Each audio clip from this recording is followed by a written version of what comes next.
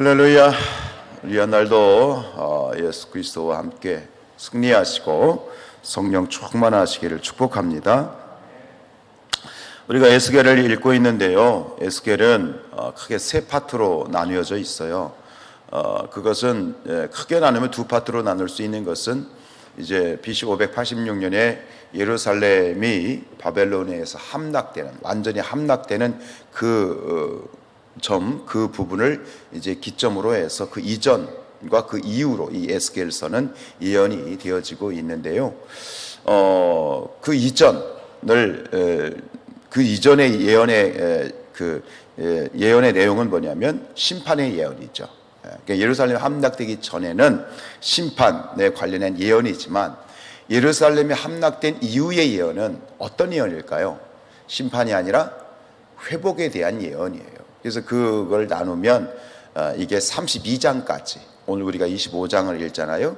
그래서 1장부터 3장은 서론에 속해요. 에스겔이 이제 사명을 받는 서론에 속하는데, 그 4장부터 32장까지 이제 예루살렘이 함락되기 이전, 그러니까 심판에 관련된 예언이 집중되어 있고, 이제 33장부터 48장까지 후반부는 이제 심판을 받고 포로로 끌려가 있는 그러한 이스라엘 백성들에 대해서 이제 회복될 것이다.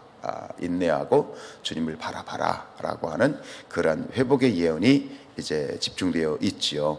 오늘 우리가 이제 25장을 읽는데요, 말씀드린 것처럼 이제 25장부터 32장까지는 심판 예언 전반부의 심판 예언의 후반부에 속하죠. 그런데 이 내용이 뭐냐면, 오늘 25장부터 32장 내용은 뭐냐면 바로 예루살렘 함락을 기점으로 그 전후의 상황 가운데, 이것은 예루살렘 유다에 관한 이야기가 아니라 이 유다 주변에 있는 이방 국가에 대한 이야기예요. 그러니까 이방 국가의 심판, 이게 이제 예레미야서 혹시 기억나세요?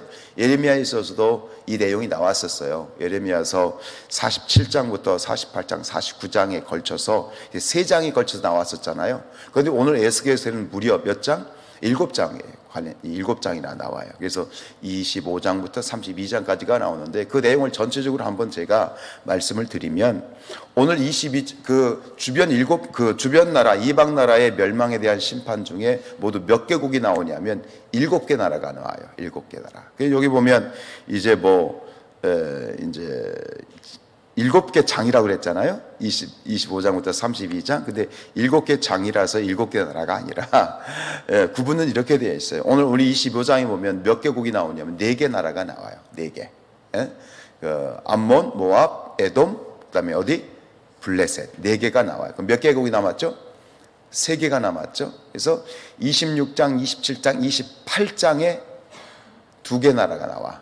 그게 뭐냐면 페니키아의 두 자매 국가인 두로와 시돈이 나오고, 그 다음에 29장, 30장, 31장, 32장, 모두 8장이구나. 이게 이 4장에는 1개 나라가 나와요. 그러니까 4장에는 하나의 나라에 대한 심판이 나와요. 엄청난 거죠. 4장에 한 개 나라. 그 나라가 어딜까요? 그것은 애굽입니다. 그래서 이게 이제 오늘 5장에 나와 있는 암몬, 모압, 에돔, 블레셋은 요단 동쪽부터 요단 서쪽까지 시계 방향으로 돌아가요. 맨 위에 암몬, 모압, 그 다음에 에돔, 블레셋, 요단 동편에 있는 블레셋, 이렇게 해서 4개 국가가 등장을 하게 되는데, 앞으로 이제 그 이야기를 우리가 쭉 보게 되겠죠. 그래서 오늘 우리가 읽었던 25장에 보면 암몬, 모압, 에돔, 블레셋의 이제 심판이 주어지는데, 오늘 우리가 집중해야 될 건 뭐냐면, 첫 번째로 그 심판을 받는 이유예요. 심판을 받는 이유. 첫 번째, 이 암몬의 심판을 받는 이유는 3절이 나옵니다. 쭉 읽었죠? 되게 길어요.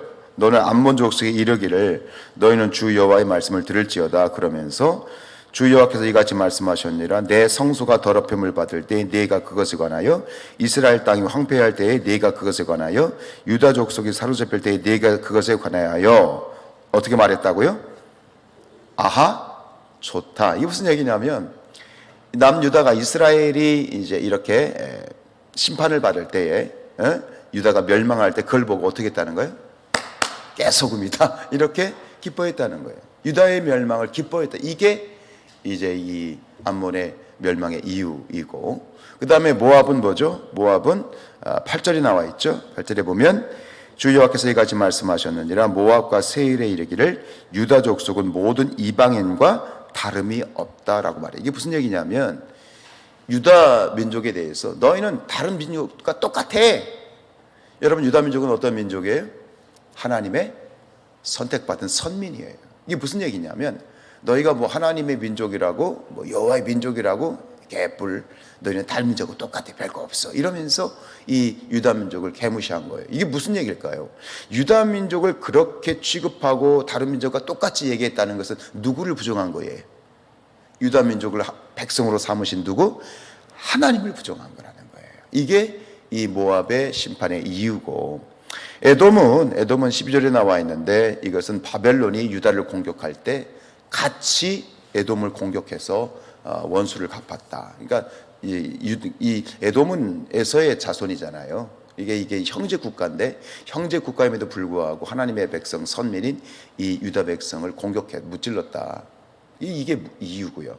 블레셋은 뭡니까? 블레셋은 15절에 나와 있는 것처럼 그냥 블레셋은 처음부터 끝까지 이스라엘 백성들이 가나안에 정착해서 이제 바벨론에서 멸망하는 이때까지, 그러니까 처음부터 끝까지 블레셋은 유다를 적대했고 공격했어요. 끊임없이 공격했어요. 이것이 결국 이게 전체적으로 한마디로 말하면 모두 다 이 유다를, 하나님이 선택하신 이스라엘 백성들을 적대했고 공격했다. 이게 이유예요. 근데 궁극적으로 앞에서 말씀드린 것처럼 아까 이제 모압에게 집중됐던 것처럼 이 이스라엘 유다를 공격하고 그들을 무시하고 비방하고 적대한 것은 이게 결국 누구를 비방하고 누구를 무시하고 누구를 적대한 것이다? 하나님, 나를 적대한 것이, 이게 바로 결정적인 멸망의 이유가 되지요. 한 걸음 더 나아가서 이게 무슨 얘기냐면 이 선민을 적대한 이 열방에 대한 심판은 또 무엇을 반증하냐면 이 선민에 대한 하나님의 사랑을 반증하는 거예요. 여러분, 내가 사랑하는 누군가를 공격하면 가만히 있어요? 갑자기 그 얘기, 지금 대전에 난리가 났죠. 초등학교. 난 몰라서, 어제까지도 몰랐는데 그게 이 관제동에서 일어난 그 끔찍한 일인지를 어제 알았네요. 참 안타까운 일이에요. 참 끔찍한 일이고. 여러분, 내 새끼가 누구한테 공격을 받으면 부모가 가만히 있어요? 이런 거예요. 지금 이스라엘은 하나님의 새끼래. 하나님의 자식이야. 근데 내 자식을 건드리면 아무리 내 새끼가 지금 이거예요. 지금 이스라엘의 상황은 뭐냐면 부모 말 지질이 안 듣는 그런 상황이야. 부모 속색이고 말 안 듣고 지멋대로 막 하고 막 부모 마음을 너무 아프게 하는 그런 자식이란 말이야. 지금 유다가 아무리 그래도 내 새끼 건드리면 부모는 어떻게? 누구 편 들어? 내 새끼 편 들지.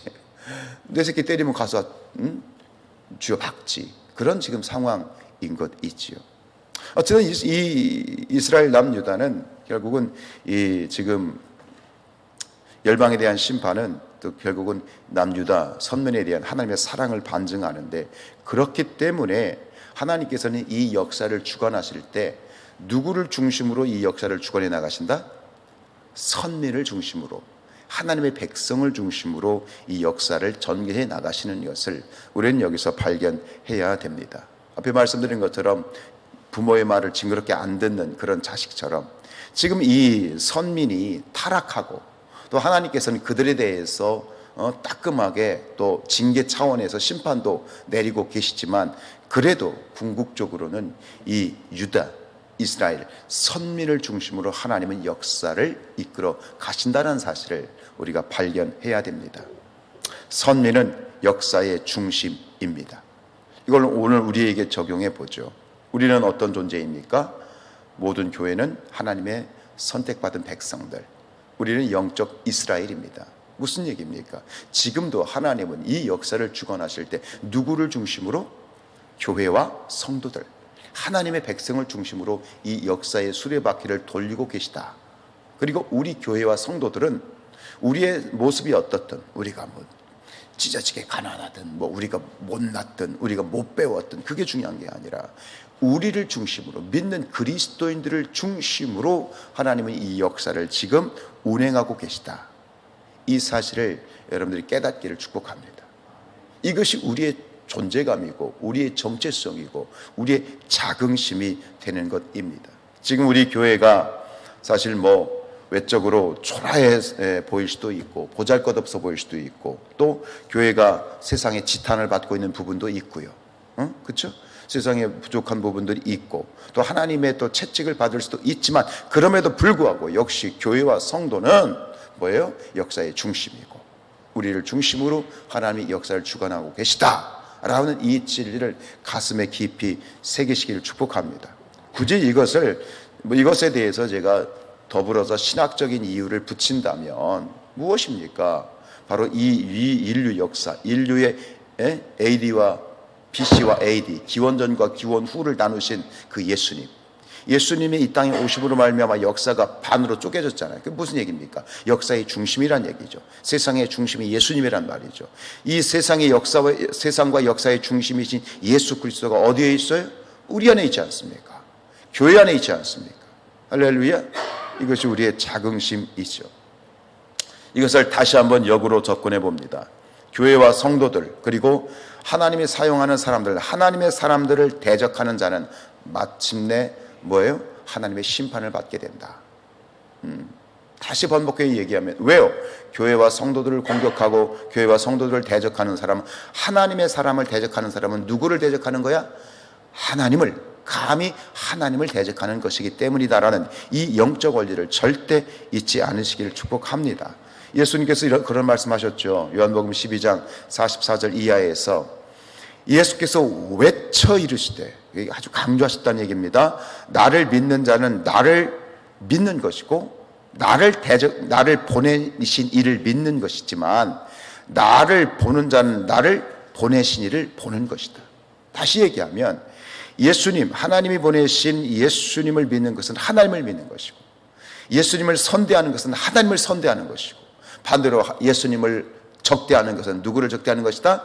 하나님을 적대하는 것이다 라는 것을 자신을 통해서 그 진리를 말씀하신 것처럼 오늘 우리 교회와 성도들도 똑같은 그러한 입장에 서 있음을 우리가 분명히 가슴을 펴고 이 진리를 가슴에 담고 그렇게 생활하시기를 축복합니다. 다시 한번 정리합니다. 여러분 우리 신앙생활에는 이것을 두 가지 측면으로 속에 볼 수 있습니다. 교회 내적인 측면으로 마찬가지예요. 교회 외부에만 해당되는 것이 아니에요. 교회 안에서도 구약을 보면 하나님이 세우신 모세를 적대한 사람들이 있었어요. 많은 사람이 적대했지만 결국은 고라 자손들이 모세를 적대하고 그리고 모세의 누나였고 또 모세의 형이었던 미리암과 아론이 모세를 적대하였고 결국 하나님의 사람 모세가 마음에 안 들었던 거죠. 뭔가 모세에 대한 불만이 있던 거죠. 여러 가지 이유였어요. 너만 잘났냐? 나도 잘났다. 너만 지도자냐? 나도 지도자다. 어쨌든 간 하나님의 사람 모세를 적대했던 대적했던 그 사람들의 결말을 여러분 잘 아시죠?